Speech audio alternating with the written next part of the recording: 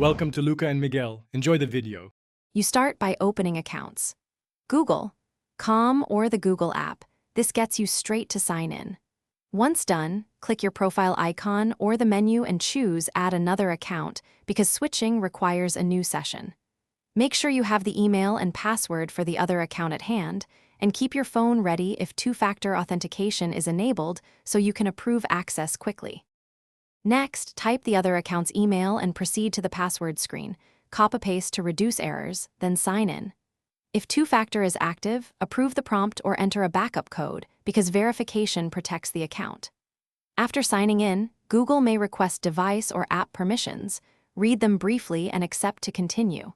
Once verified, Google links both accounts in the same browser or app for easy switching, which speeds future logins. Now switch accounts using the profile icon. Select the newly added account to load its services and settings. If you want to stay signed into both, simply leave them active. If you need a clean state, sign out of the old account only. Make sure sync settings match your preferences because browser sync can merge bookmarks and history. If something fails, clear cookies or open an incognito window and repeat the sign.